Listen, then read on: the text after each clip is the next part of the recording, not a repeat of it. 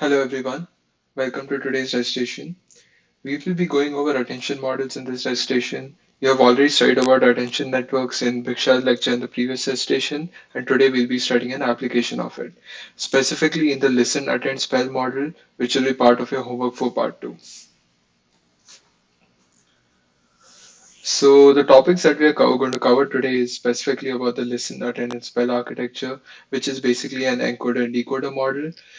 The model itself entails a listener architecture, a speller architecture, and attention computation. The listener over here acts as an encoder, the speller acts as a decoder, and attention is what connects the two together. We will also be discussing many implementation details, specifically with respect to pyramidal bio-LSTMs, which is PBL-STMs, LSTM cells for decoding, masking for attention and loss, sampling with gumbel noise, teacher forcing, and so on. So let's go over a recap for Recitation 7, which was about language models. Language modeling is a very popular task using LSTMs and RNNs. The fundamental task remains of trying to generate a probability distribution of what could be the next most likely word or character given as input sequence.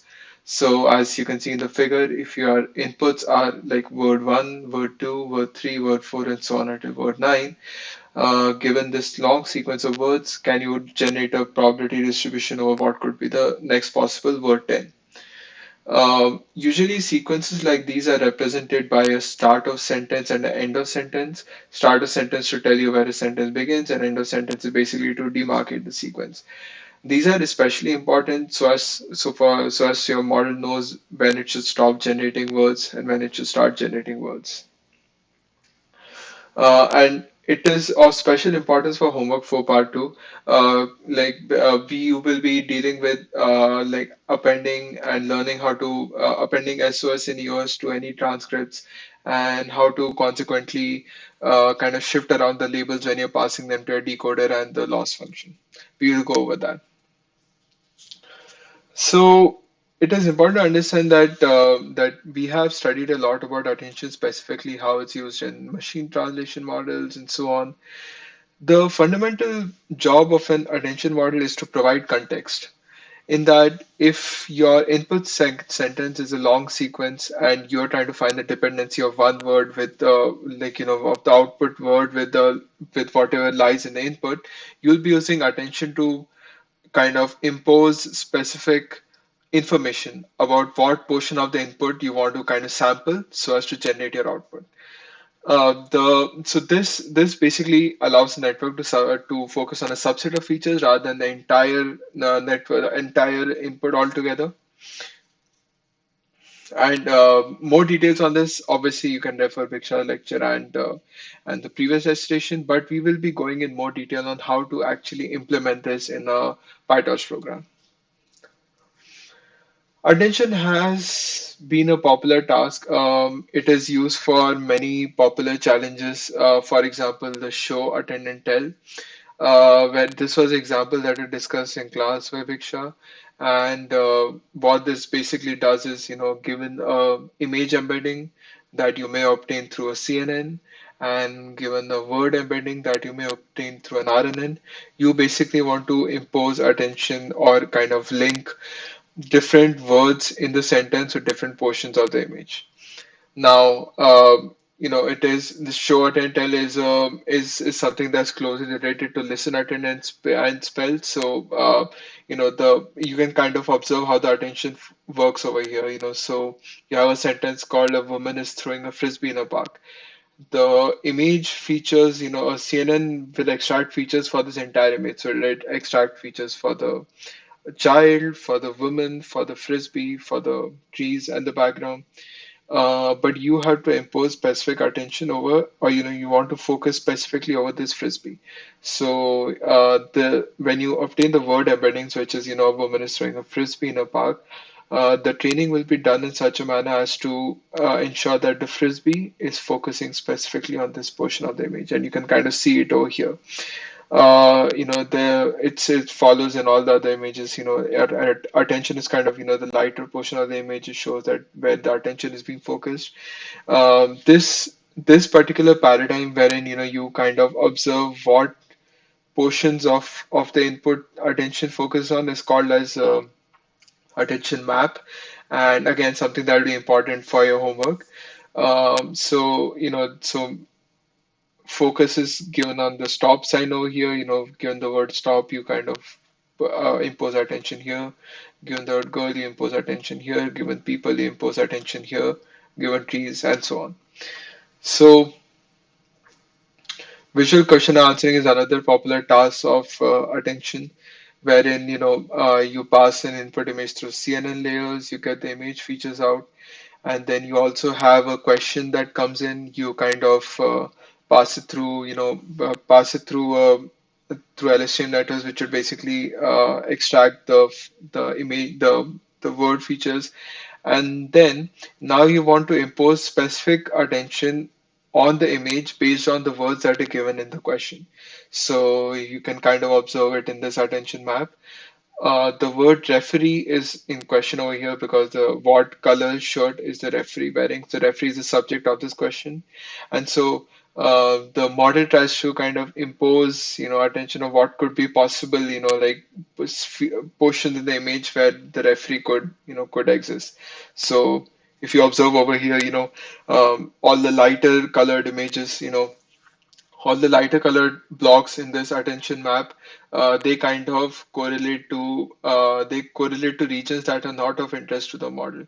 But as we get towards, like towards objects that could potentially look like a referee, the attention maps start getting darker. You can kind of see over here. This looks kind of dark, so you're kind of focusing on this. But the region that is the darkest, that is these two blocks, are specifically where the referee is standing. So attention maps are very useful. A very useful feature for you to visualize what is going on in your attention model. So homework for part two basically deals with the speech to text model. Speech to text has been a popular task in classical machine learning, and it has traditionally been solved either through a combination of HMMs and GMMs, that is hidden Markov models and Gaussian mixture models, or more recently they have been solved by HMMs and direct neural networks. But we will be focusing on one particular architecture called listen, attend, spell.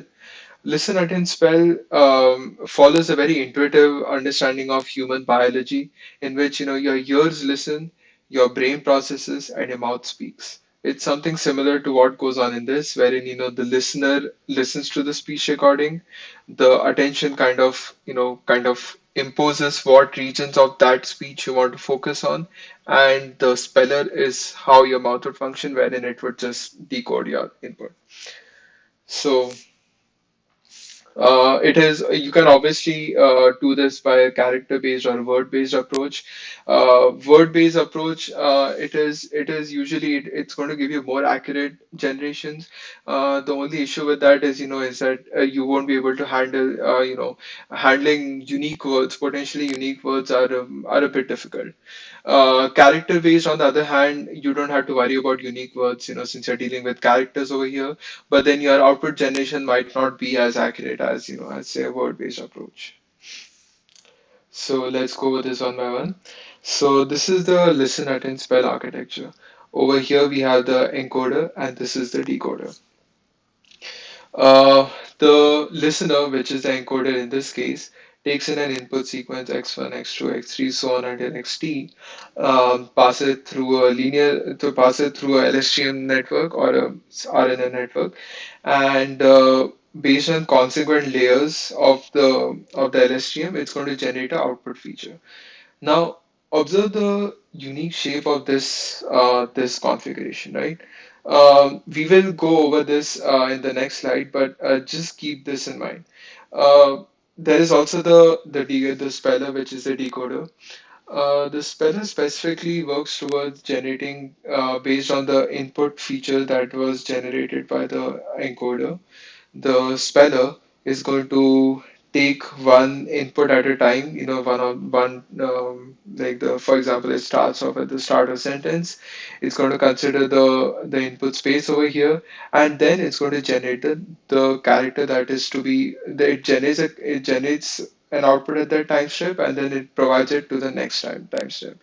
It goes to the next time step. The next time step takes in the previous input. It takes in the considers the feature space, and it generates another output at that. So at that time step, if you consider the sentence "today is a good day," if you have a character generation model, right? So your starter sentence comes in. Model learns to, the model is going to try to generate a probability distribution over all the possible characters. Let's say the most probable character over here is T.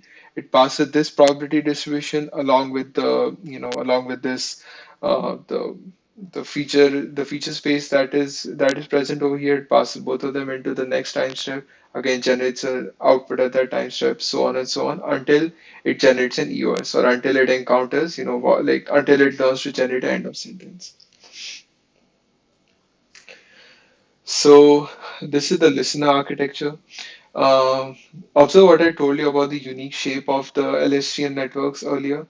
So this configuration is called as the pyramidal bi-LSTM, or a PB-LSTM for short, wherein you are basically trying to reduce the you're basically trying to halve the sequence length at each layer. So say you start off with around say 24, LST. Suppose you start off with 24 LSTM layers. The sequence length is 24 at the first layer. You're going to reduce that by half, so that becomes 12. Then it becomes 6, and so on. So so please do keep in mind about the dimensions. If you observe over here, the input, if it comes in as the length, the batch size, and the feature size, the output becomes L by 2. Obviously, since you want to reduce sequence length by half, the batch size remain the same, and the number of features become double that, because you're using a bi-LSTM layer. So the paper recommends stacking three PBLSTMs to follow like a regular bi-LSTM layer, where you just stack like three of these, in on top of each other. So here is an important point. So the paper recommends that the output of the PBL stream will be passed through a linear network, and that linear network, the output of that will be considered directly in for throughout the rest of the architecture, for the attention, for the speller, so on.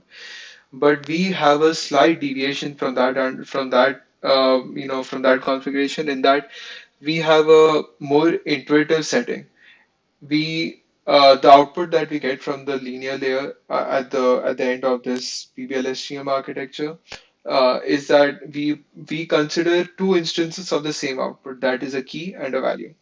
Um, if I had to draw that out, it would probably be something like this, right? So let's say I have my this is the first PBLSTM layer, right? This is the second PBLSTM layer. We are kind of halving the sequence length in this case, and we again have the sequence length over here, and we have three PBLS layers stacked on top of one another. Now, passing passing this through a linear layer, which is this, and I should probably label that L just so that there's no confusion, right? So, basically, what we would do is we are going to consider two instances of the same output. In that, it is going to be like this. This becomes our key, and this becomes our value. The naming notation, why we call this key and value, will be apparent in a while, but just keep this in mind, like just keep this particular configuration in mind, wherein we take the same linear layer, and all we do is we just kind of all we are doing is we just connecting both of them together. So it's like uh, yeah. So the output of this linear layer is basically it's the same output is taken and packaged into two different variables. One is called key and one is called value. The naming convention for this will become apparent as we move ahead. So yeah. Uh, and then let's look at the speller architecture. Please think of the speller architecture as a language model. In that the explicit purpose of the speller model is to generate a probability distribution over what is the most likely word that could be generated at each time step.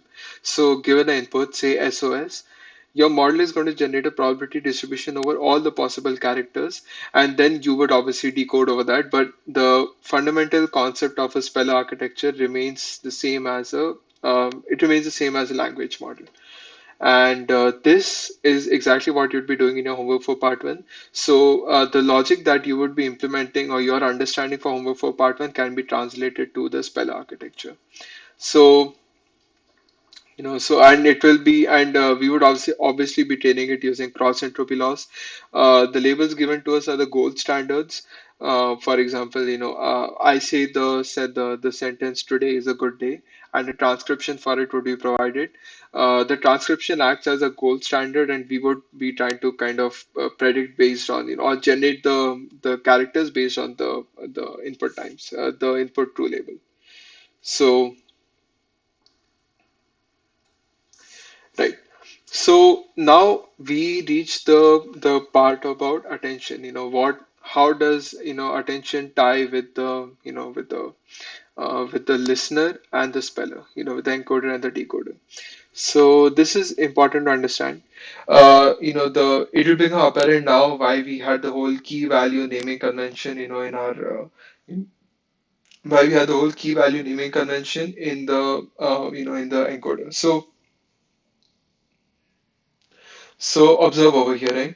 So what we have over here is, is kind of, I'll give you an overview of how attention works, and then we can kind of get into, I'll draw it out so that, it's a bit more apparent on how the functioning actually happens.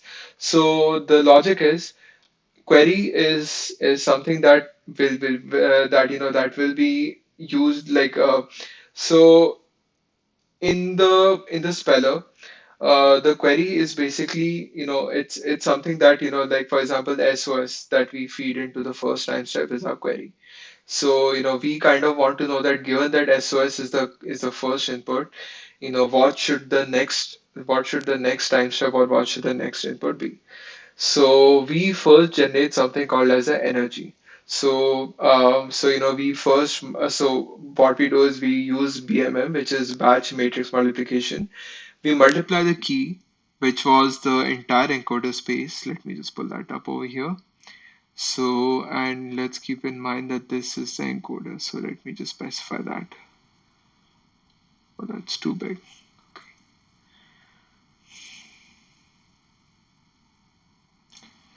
Okay, so then we'll specify that this is the encoder, and what happens over here is that that this key and this value are basically the same output representations of the entire input sequence, right?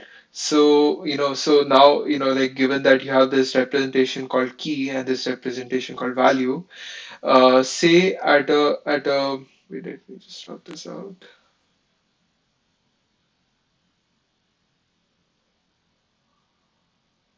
Okay. So, consider that, in the decoder, we have the decoder set up something like this, where, uh, we have the first LSTM cell, we have the second LSTM cell, which is like this, and then this is the first time steps. So, so we have the inputs that go in something like this. The input goes in here, input goes in here, and let's say the output to be generated is some character C. Let's just call this C. So say at the input you have the SOS that is provided to you, right? So let's type this. So we have SOS that is typed over here. Now the SOS is given to the decoder, the speller, and it's passed to the first LSTM cell, second LSTM cell. Now SOS over here acts as a query. So you would be best served thinking about this whole attention business as kind of like a key value dictionary, in that you have, for example, your let's think of the dictionary as this, right? And what this does is, is kind of we are going to divide this up as key value pairs. Now, I know, like, you're a bit confused that, if key and value are the exact same things, like they represent the same, if they represent the same linear projection, then why do we have them named as two separate things? But that's going to become evident now. Uh, so, and so on, right? So you have all these key value pairs. And so what you're going to do is you're going to kind of take the context that is provided over here, this SOS, sorry, the query that is the SOS. You are going to multiply it with all the keys in this dictionary. You multiply it with all the keys in the dictionary. And what you're going to do is you're going to generate an energy. Now, what is energy? Imagine this to be our input space, right? Hang on.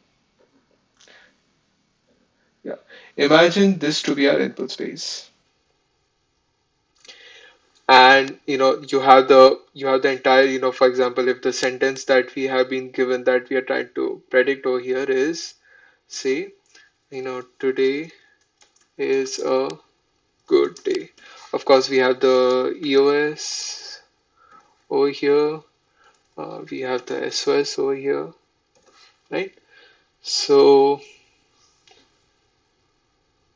so what this does is you're going to multiply the query with all the elements in the key, and you're going to get some outputs from this. Now, the regions in the network, where it's like, where you're going to get a high multiplicative value, wherein in the sense that, the key correlates the best, the query correlates the best with the key, where the query and the key have the best correlation. You're going to get high energy values. So, you may have a high energy value here, you may have a high energy value here, you may have a high energy value here. Keep in mind that this black rectangular box outside. This is the, like the what do you call it? It's, you can think of it, as if as though, like the a representation of the encoder's output, but we call this energy since we have multiplied the query with each and every element inside the encoder's output. Now, the areas, we call this whole thing energy, and the areas, where it is high, I marked it with red. The areas where it is slightly low, like, you could, like, it could be, like, this could be a low energy area, this could be a low energy area, right? And then you can have some areas where you will have no energy at all, like, or very low energy. So, like, you have this, you may have this over here, right? Let's just represent these by these black boxes. Now, so, it's like if you have SOSs provided to you, and you have a word generation model, then, like, like, today seems more likely, so, today good, all these seem more likely, so you can have, like, red boxes for these, like, is or, these will be like slightly lower probability, or, something like, I don't know, some weird word like ubiquitous or something, or query all of a sudden. So, so all these are slightly lower probability. So, or not probability, but, they'll have lower energy values. So, so you're going to put them over here. And stuff like, like full stop, EOS. You can't just have EOS right after SOS. That does not make any sense, right? So then, those will have like almost like it's just a black bar. Like there is like the amount of energy that will be over there is very low. Now, this is a very vague term, right? Energy is a very vague term. This is not something that is mathematically quantifiable, not something that's very good, which is where the softmax comes in. So applying softmax over this basically gives you a probability generation, a probability. It gives you a probability distribution over the entire energy map, wherein, these can have high probabilities. For example, you can have, oops, sorry. So, you can have, like 0 0.8 over here. Okay, this is really hard. Yep. So, you can have like zero point 0.7 over here, right? Whoops. And so on. So this could be like zero point 0.2, zero point 0.3, zero point 0.4. This could be 0.005, 0.0004 or something of that sort. So the attention, that is over here, you're kind of computing the softmax of the energy, generate the attention, and then this probability distribution that you have, keep in mind that attention is a probability distribution, is going to be multiplied with the value. So that is, it is going to be multiplied with this, the same linear projection, but now you're multiplying a probability distribution over the value, such that basically you have used your key, you've kind of used, you have a query that came in, right? And you use the key to kind of index what could be the most possible, areas of the encoder that, like you use a query and the key to kind of index, what are the most likely areas that, you could impose attention on. You made a probability distribution out of it, and you multiply it with values. In that, what you're doing is you give all the areas of the, of the input, that is this, all the areas of the input, of the output projection of the encoder, all the areas that we could potentially use will have a high probability, and therefore they will be multiplied with a high probability, as compared to, all the areas that we don't want to impose attention on will have lower probability, and therefore they don't, you won't be imposing attention on them. So, so now putting all of this together in the decoder, what you would be doing is, is that you would be providing a context to the decoder. In that, so you would obviously be giving in the current input, that would be SOS, whatever. But along with this, you'd also be giving in the context that you obtain from attention. This variable, right after you multiply the attention with the value, this is called as context, and this is what you'll be providing as an input to the current time step. So you have the context from attention. You have the, so instead of just directly providing the encoder's input, now you're providing a probability distribution of that, or you're providing a more refined encoder input to the current time step, right? Because you are going to, it's going to be more beneficial for you now that instead of just considering the entire like the entire input sequence, the entire encoder sequence, what you are doing is you're kind of focusing on the specific areas which have high probability. That's going to influence your output more. So, you'll feed in the context into the current, you'll concatenate the context along with the current time step input, and you'll be providing that to the LSTM cells, generate the output, provide that to context again, concatenate with the current input, generate, and so on until end of sentence reached, right? So okay, and at the initial step, obviously you have no attention, you have nothing, so you can just initialize it to zeros. You could also try an ended parameter so that the gradients flow through it, but not something that I would really recommend because it works equally fine, with by initializing it as zeros, and this might just cause bugs. So putting all of this together, we have the encoder, we have the decoder. Encoder takes in the input sequence, passes it through the PBLSTM layers, like each time step the length is halved.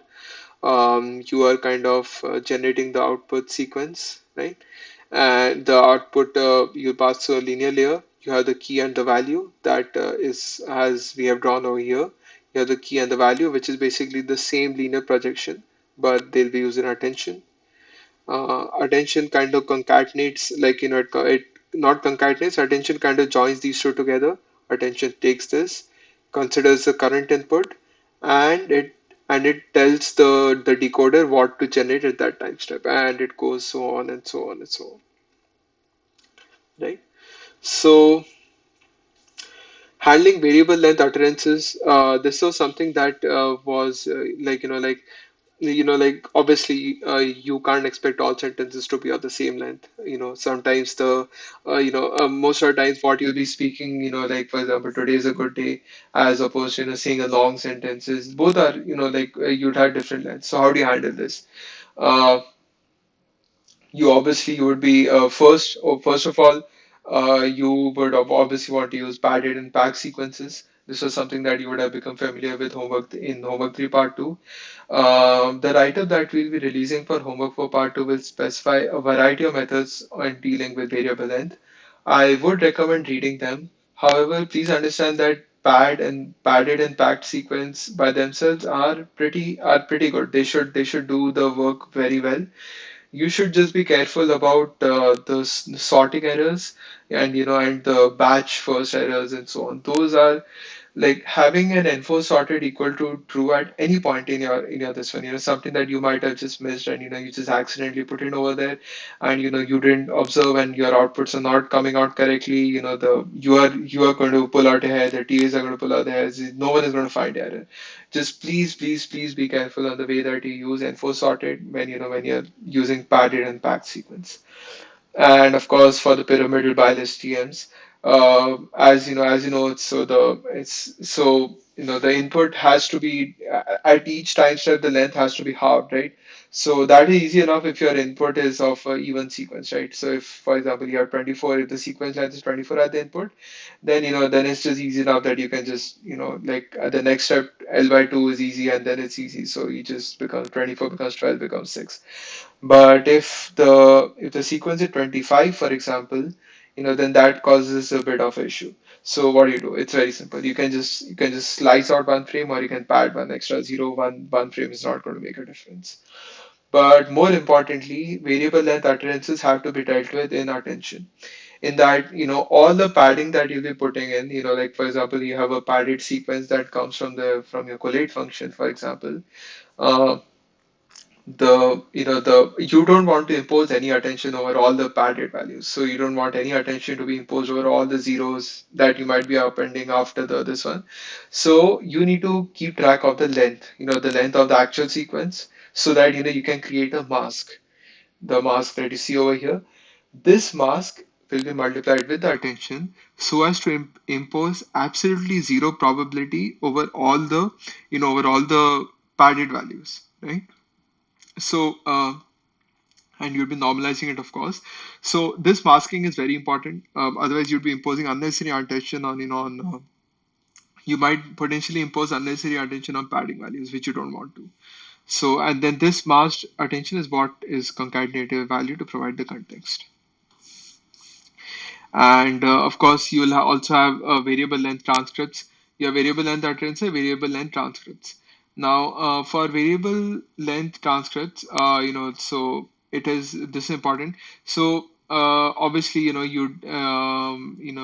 in homotheopy part to CTC loss internally masked using the target lengths, but in this case, you have to keep track because the output is sequence by sequence, time by time generation. What you do is you'd use reduction equal to none, such that the matrix that is returned where every entry is the loss with respect to a single element. Now this is important, right? All by I think by default, I'm not sure, might have to look at the documentation, but I think by default reduction is equal to mean, but we want to keep it equal to none. And then what we do is we kind of use a mask to mask out all the unnecessary zeros. Again, the logic follows the same way as as it did for attention. You do not want to compute the loss for useless, for any useless kind of sequence lengths, right?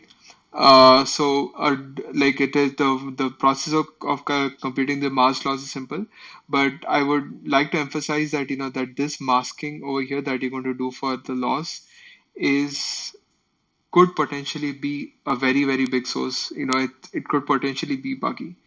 Um, you should always check the mask, your masking logic, because like any issue with respect to your mask, and it's going to cause your entire program to break, and you are just not going to figure out because in your mind your masking logic might be fine, but as it turns out it just was wrong. So to do this, my recommendation is keep a batch size of two, okay, and step through your program. Check whether the mask that is given that you say, for example, your transcript at the current, this one is, say, today is a good day, right? That's the transcript. So you'd want to ensure that a mask that is being generated corresponds to this, like the number of ones and the number of zeros are correct, and the shape is absolutely correct. If this is not the case, if this is if if you're not doing this correctly, then this is going to be a very, very a very, very minute error that's never going to cause your program to work. Your program is never going to learn. You're just going to keep generating the same set of words over and over again, like like the animal, the animal, the animal. Your model is always going to remain stuck generating the same words over and over again. So please make sure that you are that you're checking the mask values. Now, obviously, you'd be using an HTML cell for this, in the decoder. because you want to kind of generate at each time step instead of an entire sequence at a go, right? So keep the this one keep track of the dimensions, batch size and embedding size plus context size. Embedding size is what you obtain from nn.embedding. For your current label, the true label is what is embedding size, and context size is what you get from your attention. So keep those in mind. Right. So now it is important that you need to regularize your model in a way that that learns to recover from errors that it might have made during generation, right? So this is where teacher forcing comes in.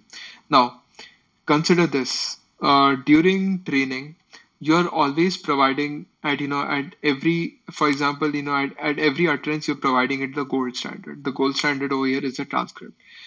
You always provided today is a good day. That transcript is always provided to the model, and the model always has that information. Like say at time step equal to 0, it makes a prediction for the letter T, and then it feeds that in. Now at the gold standard kind of tells you that okay, the next label is O, and then D, and then A, and so on. You're not considering the previous, like the what was the previous generated character. All you are considering is just that the previous generated probability sequence, or this one is going to be passed into attention context, and it's going to be concatenated with the current input. But a current input still remains as the true label, the gold standard. But during prediction, now this for during training. During inference, you don't have any labels, right? You don't have any labels. You just have to predict, right? But imagine that. But during since you'll be predicting based on the previous what was generated at the previous time step. If anything wrong was produced at the previous time step, your model is just going to crash. It's just going to fail. It's not going to learn anything. So, like for example, if you have, like the same sentence, and and it generated SOS, it generated T. Now, oh, all of a sudden all of a sudden, one of this one, it generated S. All of a sudden, like the most probable, the previous time steps input that it generated was S instead of T, and there goes your entire network. Now it gets S as the input, so now it's no longer going to produce today, it's going to produce some other word altogether. It might produce soon, for example. You never know, right? It's just going to generate anything at all. So your model needs to be regularized against this, and this is where teacher forcing comes in. So what teacher forcing does is this: with during training, with a certain amount of probability, like for example, I'll actually draw this out and explain it out. It will be probably more easier that way. So imagine this to be your two time steps, right? You have this time step, you have this time step, and the output of this goes through this. Obviously, you have the context over here, right? And this goes into the next. Oops, sorry. So this goes into the next, the next time step. Now, normally you have the true labels that go in the gold standard, right? You have the true labels that go in, and they'll keep, you'll keep sending those in, and and your model is going to learn from them.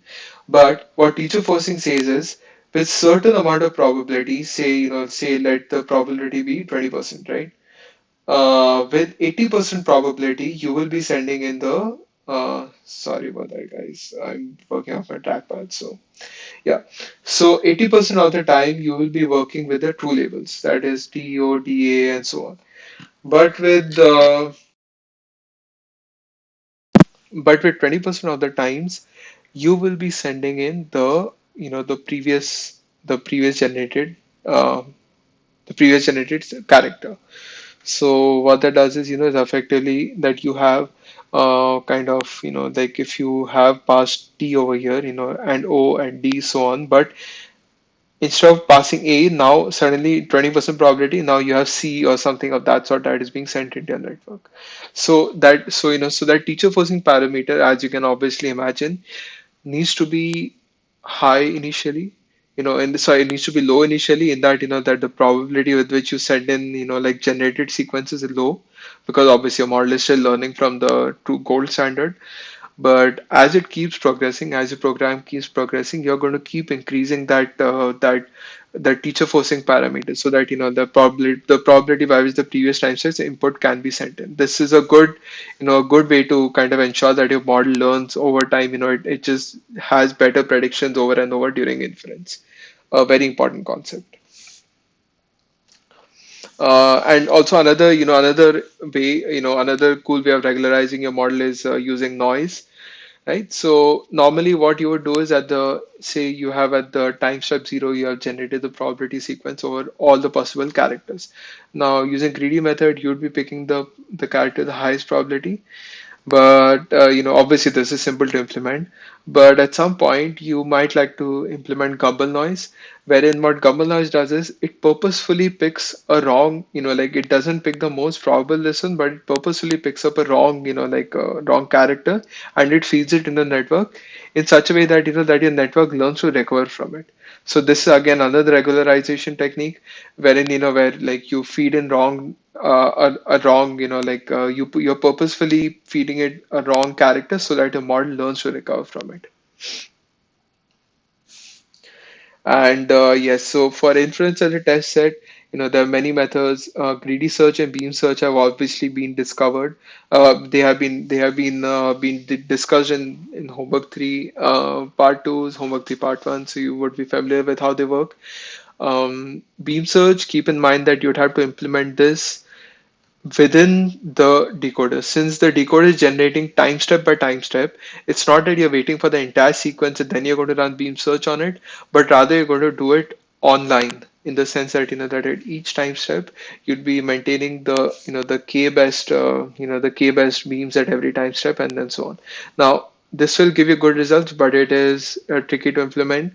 You can also look into random search, wherein what it does is random search kind of just generates a ton of of outputs. Each time, like for example, if your input is if the speech recording again is today is a good day, what your model is going to do is with certain amount of randomness, it's going to generate a huge bunch of outputs. You can have today's nice day, today's a good night, yesterday was a good day. You could have all these different kinds of of sentences. And what you're going to do is you're going to feed these sentences one by one back into the network, and whatever you're going to predict, you're going to check it against the gold standard using a loss function. And whatever sequence gives you the lowest amount of loss, the smallest loss, is the sentence that you're going to pick as your final output, right? So this effectively, it's kind of sort of, you can think of it like greedy search, wherein in greedy search you had like you were kind of picking out the most probable character at each time step. Here what you're doing is you're picking out the most probable output generation for each utterance, right? So this is almost as good as beam search. The only issue is it is quite slow. Obviously, it will be simple to implement, but it is slow because at each you're generating so many outputs, and each of them you're passing through the network, and you'll be checking it against the loss. So obviously that's going to be slow. Here are a bunch of utility and sanity checks that we definitely recommend you should be implementing. Attention weights is a big thing. It is especially important that you observe that the gradient flow is always flowing down. We will be putting the code for this in the FAQs for homework for part 2, and you should be like so the attention map, when you plot it out, a good attention, that your attention model is performing well when it's starting to go diagonally down like this. Instead, if it was always just going like this, it's like in a straight line, there is something wrong with your attention. It's basically not imposing attention to anything at all as the sequence progresses. So yeah, so as you can see, you should start to forward diagonal around 2 to 3 blocks. This is also around the time when when your model is going to start generating like good sentences. So I'll take this sentence to kind of tell you about how the model would typically function. Now, understand that this is a pretty like since there are so many components, you could have lots of potential points of failure. But ideally, you should know that your model is performing well within 2 or 3, at max 4 epochs, because initially your model is going to generate, you can actually test this out on the validation data set. You can just print out all the sentences that your model is trying to generate, And what your model is going to generate is, is initially it might just generate the same two words over and over, like the animal, the animal, the animal, the animal, the animal. It's just going to keep generating that. But after two or three epochs, when this starts becoming diagonal, basically our attention is starting to learn, it's trying to impose our attention over specific features into this one. Your model is going to start generating good sentences. So this is so plotting the gradient flow, very, very important. I can't emphasize how important this is, because since the architecture is so complex and so big, there are many, many, many components to it, many, parameters, so many things that are going on. And this potentially creates a very, very, this is the ideal scenario for gradient vanishing to happen. If your gradients vanish, vanishing is a very subtle bug, and it is an absolute nightmare to debug. So to make your work easier, we will be providing the code to plot the gradient flow. Please do look into it. Please do implement it. It is for your benefit as much as it is for the TA, so that we can help you debug better. It's very important to check the gradients at all times. Obviously, there we have other, we have other tests. You could obviously check these out. Transposing, and be sure that that your PBLSTM implementation is correct. There is no errors in the way that you're implementing. Like any no shapes error or anything of the sort. Please do start early. It's probably one of the most difficult assignments in the deep learning course. Uh, this assignment is going to be a culmination of all your learning in deep learning. It has a bunch of techniques in it, a lot of implementation work. There is this is probably the most complicated complex architecture that you might have implemented in this course. So please start early, and primarily because it is an absolute pain debugging this, because you do not know if your model is working well or not until after two or three or maybe even four epochs. You just have to sit around and wait to see if your model is actually going to learn or not, and that's a lot of time that's going to be spent per debug cycle. And so I would just recommend, please start early. This needs to be given a lot of time, understand the problem properly, and make sure that you're not creating any silly bugs with respect to like small. And usually the errors that are made in this are usually small sort of things, like info sorted equal to true at some random location, small issue with the way that you are declaring your PBLSTMs, some issue with your masking. It's usually the small things, but those small things can take up days to debug if you're not careful. Like with the LAS variant that we have described in this, you can easily get error rate of 10 if you have implemented all the techniques correctly. You can also use regularization techniques for homework for part one. Uh, for homework for part one, we'll be providing a paper. It's called Optimizing LSTM Networks, and basically, it gives you a bunch of regularization methods that will be very, very helpful. I had personally implemented weight drops and log dropouts from that paper, and that was really helpful to my understanding. And it had given me good results in my implementation of this homework. Uh, Keep your code clean. Don't make it one giant mess wherein you've thrown all the modules together into one Python file. It's going to be, it's just not. It's You're going to find it hard to debug. Keep everything clean. It's just going to make your life easier. And do check Piazza continuously. It will be updated, especially for the attention and the attention map code and the gradient flow code. Please make sure checking that. And again, please start early. And then now Chris will be explaining the code. We'll be releasing a code for this, wherein we'll have described the implementation in more detail. You can just we have made the skeleton such a way that all you have to kind of figure out is where to plug in, where to plug in what, and to make sure what you plugged in is correct. So that's it, and good luck on the homework.